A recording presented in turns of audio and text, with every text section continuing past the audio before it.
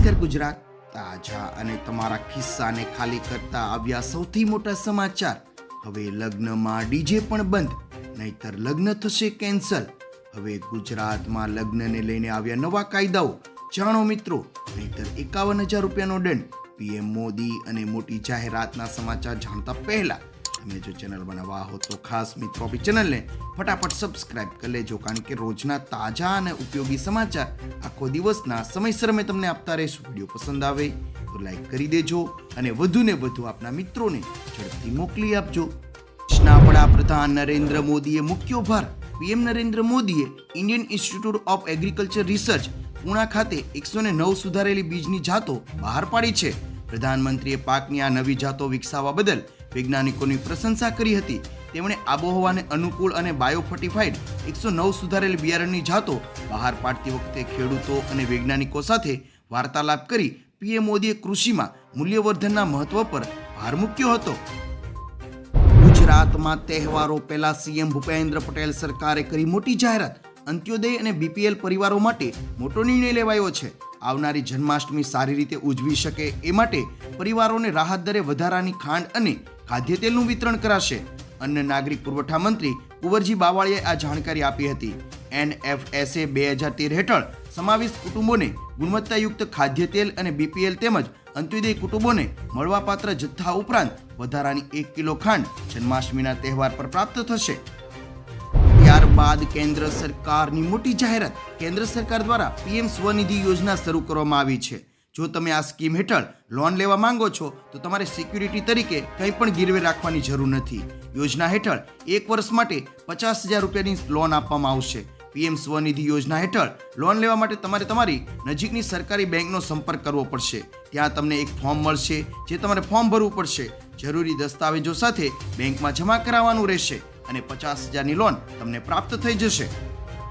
ત્યારબાદ ભાજપ કરશે સૌથી મોટી જાહેરાત. બીજેપીના રાષ્ટ્રીય અધ્યક્ષ જેપી નડ્ડાનો કાર્યકાળ પૂરો થઈ ગયો છે. મળતી માહિતી મુજબ તાજેતરમાં આ અંગે બીજેપીની ઉચ્ચ સ્તરીય બેઠક યોજાઈ હતી, જેમાં રાષ્ટ્રીય સ્વયંસેવક સંઘના અધિકારીઓ હાજર રહ્યા હતા. આ ચર્ચાએ જોર પકડ્યું છે કે પાર્ટીના નેતૃત્વની કમાન ઓબીસી અથવા કોઈ મહિલા નેતાને સોંપાઈ શકે છે. જોકે સત્તાવાર રીતે હજુ કોઈ જાહેરાત થઈ નથી. આવનારા સમયમાં આ મુદ્દે બીજેપી એક મોટી જાહેરાત થઈ શકે છે. હવે જાણી લો મિત્રો, નહીતર લગ્ન થશે રદ. ગાંધીનગરના ચડાસણ ગામે 4 વ્યક્તિઓ દલિત વરરાજાને અપશબ્દ બોલી ઘોડી પરથી નીચે ઉતાર્યા હતા અને ધમકી આપી હતી. આ વ્યક્તિઓએ કહ્યું કે અમારા ગામમાં રિવાજ તમને ખબર નથી. સાથે ઘોડી અને ડીજે વગાડનાર લોકોને ગામમાંથી ભગાડવામાં આવ્યા હતા. આ ઘટનાને લઈને 4 વ્યક્તિઓ સામે પોલીસ ફરિયાદ નોંધાઈ છે. આ ઘટનાનો વિડીયો પણ સામે આવ્યો છે, જેમાં કેટલાક વ્યક્તિઓ અપશબ્દ બોલતા જોવા મળી રહ્યા છે. એટલું જ નહીં મિત્રો, હવે લગ્નને લઈને આવ્યા વધુ એક મોટા સમાચાર. પંચમહાલ જિલ્લામાં ગઈકાલે ગોધરાના વનાકપુરથી નિકોલા એક જાન જઈ રહી હતી. આ દરમિયાન કેટલાક જાનૈયાઓ લીલેસરા હાઈવે પર ડીજેના તાલ પર ચાલુ કારેબારીમાંથી અડધું શરીર બહાર કાઢી નાચી રહ્યા હતા. એક તો કાર પર બેસીને નાચી રહ્યો હતો. આનો વિડીયો ખૂબ જ વાયરલ કરાયો હતો, જેને લઈને પોલીસે 4 જેટલા ડ્રાઈવરોને પકડ્યા અને ડીજે સહિત 4 જેટલા લોકોના વાહનોને કબજે કર્યા હતા. જાણી લો મિત્રો, નહીતર લગ્ન થશે કેન્સલ. ઉત્તર પ્રદેશમાં ચોંકાવનારી ઘટના બની છે. સંબંધીને ખુરશી આપવામાં ન આવતા વરરાજાએ લગ્ન રદ કર્યા હતા. લગ્ન ખૂબ જ ધામધૂમથી થઈ રહ્યા હતા ત્યારે એક વૃદ્ધ મહિલા એક વરરાજાની રાહ જોઈ રહી હતી અને તેને સામેવાળા પક્ષને ખુરશી મૂકવા માટે કહ્યું. ખુરશી આપવામાં વિલંબ થતા વરરાજાને ફરિયાદ કરાઈ હતી. ખુરશી વિલંબથી અપમાનની લાગણી અનુભવતા જેના કારણે બંને પક્ષો વચ્ચે ઝઘડો ઊભો થયો અને અંતે વરરાજાએ લગ્ન કેન્સલ કરી દીધા હતા. હવે ગુજરાતીઓ જાણી લો, નહીતર થશે મોટો દંડ. ઉત્તર ગુજરાતનો ઠાકોર સમાજ કુરિવાજોને તિલાંજલિ આપવા આગળ આવ્યો છે. ડીસા તાલુકાના ઢુવા ગામે ઠાકોર સમાજે ખોટા કુરિવાજો બંધ કરવાનો મોટો નિર્ણય લીધો છે. લગ્ન, મરણ, શ્રીમંત, સગાઈ અને જન્મદિવસના પ્રસંગોમાં થતા કુરિવાજો દૂર કરવા માટે કડક નિયમો બનાવાયા છે.